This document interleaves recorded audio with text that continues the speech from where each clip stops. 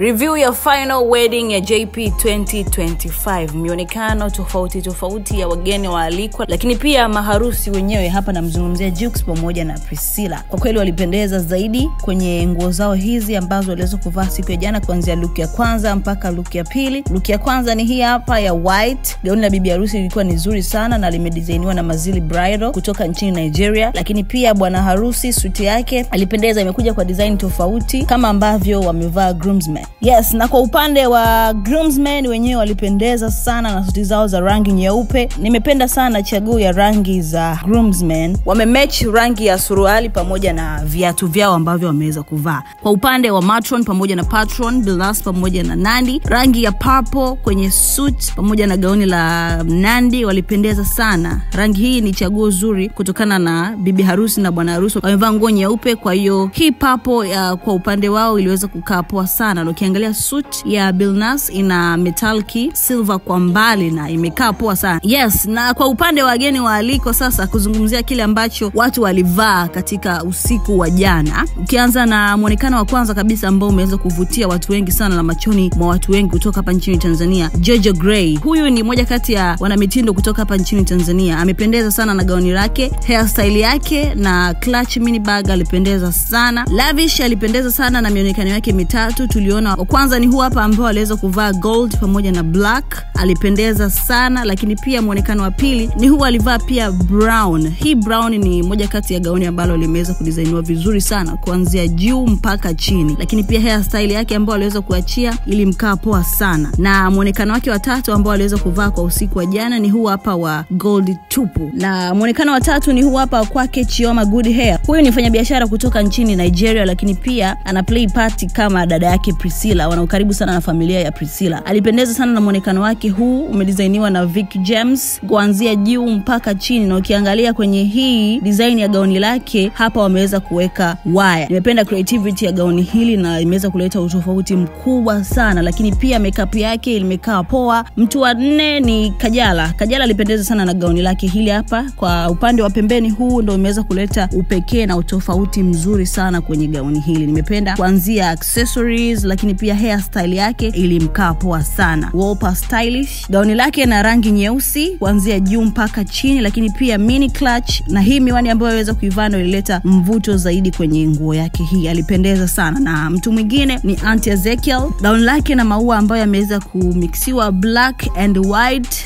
ilimtoa kiukweli, alipendeza sana. Hairstyle yake ilikaa poa sana. Huyu ni moja kati ya model kutoka hapa nchini Tanzania, lakini pia video vixen. Alipendeza na muonekano wake kuanzia hairstyle mpaka design ya gauni lake iko mingi na siwezi kuimaliza. Lakini pia mtu mwingine ambaye naweza nikamention hapa kwa haraka alipendeza sana ni Nifa. I like her dress though aliweza kuweka rangi ya orange. Theme ya JP 2025 final wedding ilikuwa ni black and gold. Kwenye hili gauni la Nifa aliweza kuchanganya black and orange, lakini limeweza kumtoa. Alipendeza face beat, lakini pia nywele aliweza kutengeneza. I'm speechless. Kapendeza kiukweli. Tuna wageni wengine kibao ambao waliweza kutokea kwenye usiku wa jana wa JP 2025. Tuambie kwenye comment section muonekano wa nani ambao umeweza kukuvutia zaidi kwa siku ya jana ya JP. Usiweze pia kusahau kusubscribe to our YouTube channel. Click on the notification bell ili usiweze kupitwa na chochote kutoka kwetu. Mimi naitwa Kathed. See you guys in the next one.